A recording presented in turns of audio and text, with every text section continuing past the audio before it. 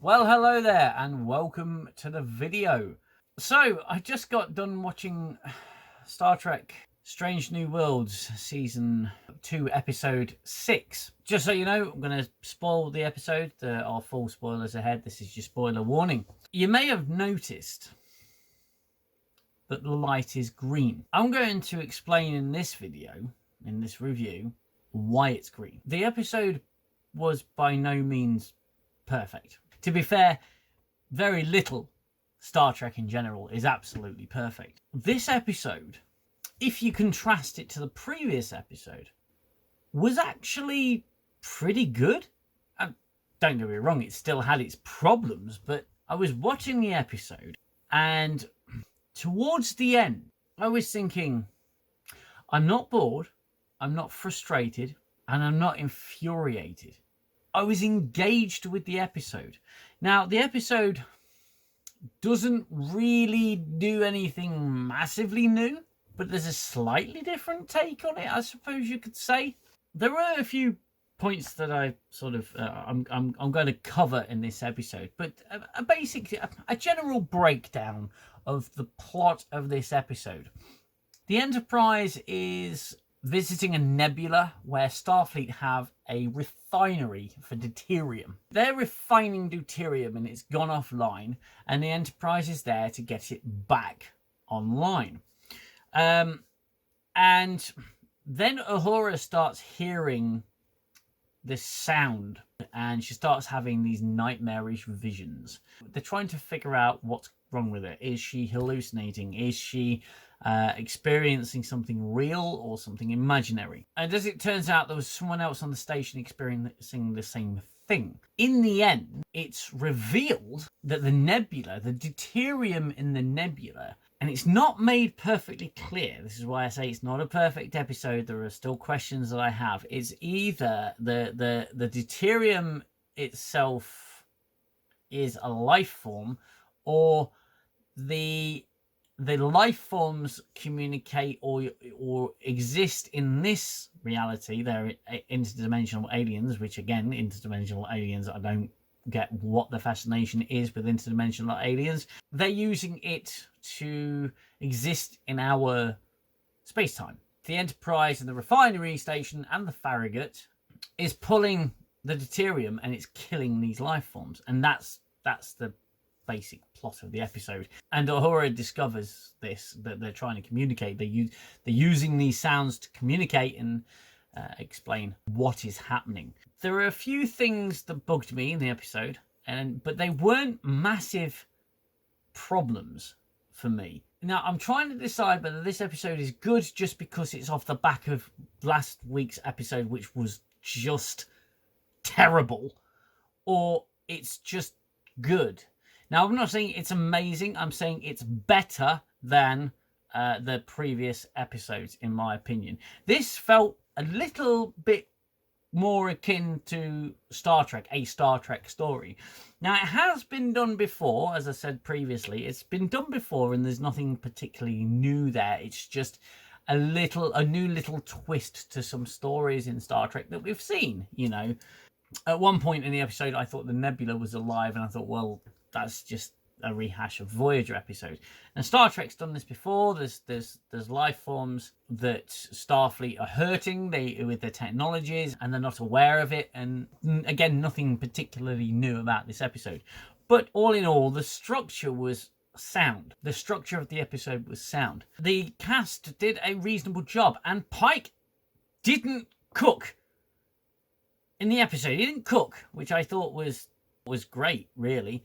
Kirk's in the episode, and the Farragut's there, Kirk's there. It's just more of this version of Kirk. There was something I picked up on, and you probably did as well, where they essentially confirm that this is not the Kelvin timeline, because the Kirk brothers are talking, and they're talking about their dad, and he's alive, and they're trying to make him proud and everything. Of course, in the 2009 Star Trek film, George Kirk was perished on the Kelvin. So they've confirmed that it's not the Kelvin timeline, quite blatantly, obviously. We see Hemmer in this episode. It was nice to see Hemmer back. As I said in my season 1 reviews, I quite liked the character of Hemmer. First, he seemed really obnoxious to me, but then as the series progressed, I actually quite liked the character. And some of their nightmarish stuff was quite gory and quite violent. It wasn't Star Trek Discovery levels of, gore. There were a couple of sort of exaggerations in the episode. There was one point where Aurora, during one of her hallucinations, sees everyone being sucked out of the bridge. And later on in the episode, she describes it as when the ship exploded. It's like, well, the ship didn't explode. The window in the stupid window in the bridge broke, and everyone was sucked out into space. Again, the episode's not perfect, but structurally speaking, it was pretty good. The problem with Strange New Worlds and New Trek in general is that it's not a massively complicated story. The metaphors that they're using, or this alien presence is using, is pretty plain. It's not massively convoluted. It's... Bless you. I'll interrupt your video. Can't believe that happened again. She's... Bless you again. What is going on? Oh my good lord. Stop it! It was pretty basic. It was a basic form of communication. They were trying to say you're hurting us, so they're using Uhura's memories, communicating a little bit metaphorically, I suppose, which I thought was pretty simple. But something I thought was really stupid. Una's moments in this episode were pretty stupid. She's being quite abrasive with the chief engineer. Instead of acting like a professional, she's being pretty unprofessional with this, with the loopy engineer. She calls her a hippie. Generally speaking, an officer, when they need to... Oh my lord above. Officers in Starfleet deal with things professionally. They don't spit their dummy out. And the way she approaches it, she almost spits a dummy out. And she goes on this kind of rant about all the things that are wrong with this engineer. And by the end of the episode, it's sort of... By the end of the episode, it's viewed as she is basically treating this new engineer like Pelia, is it? Pelia? Like shit, because she's just not Hemmer. Which again, I think is a pretty childish thing to do. This is why I say that there were things that there was still new Trek traits within the episode.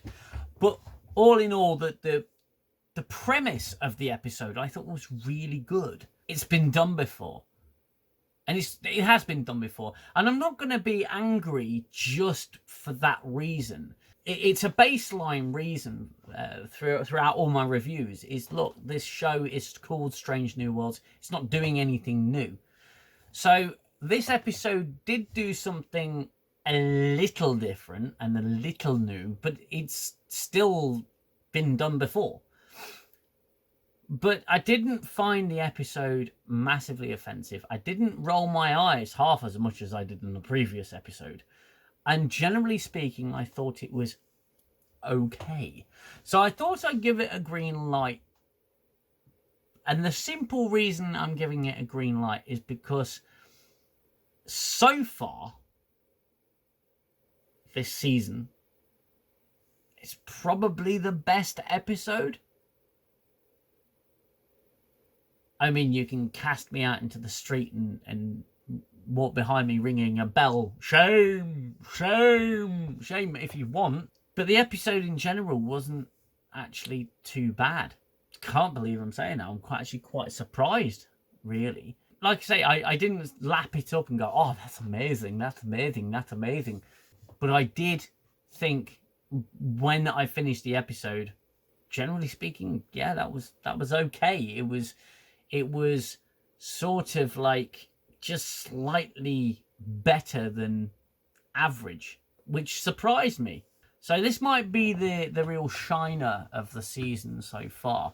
Is Strange New Worlds still any good? I don't think it is. This episode hasn't redeemed anything, but it has proven that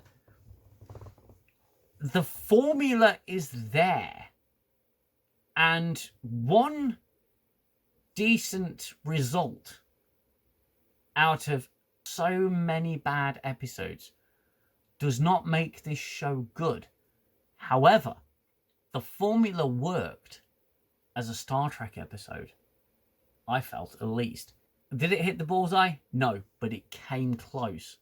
And I've got to give the episode credit for that. There were still new Trek traits in there, and they're not going anywhere. They're simply not. It all just didn't hit the mark. And it was close. I was going to put the blue light on, really. It was okay, 50-50.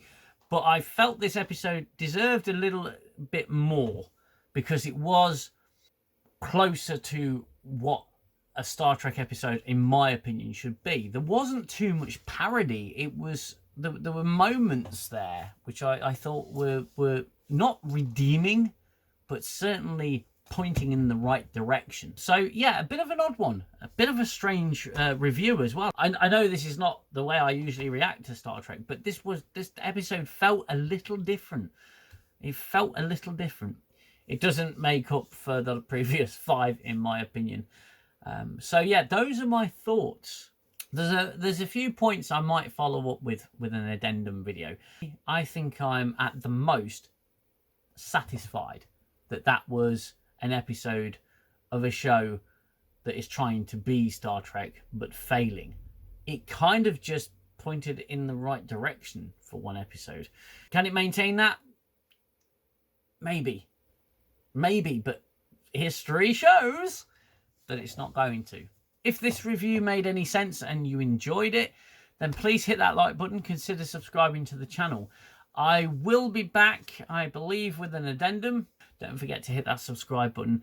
And yeah, I will see you in the next video. Until then, take care of yourselves. Take care of one another. Bye-bye for now.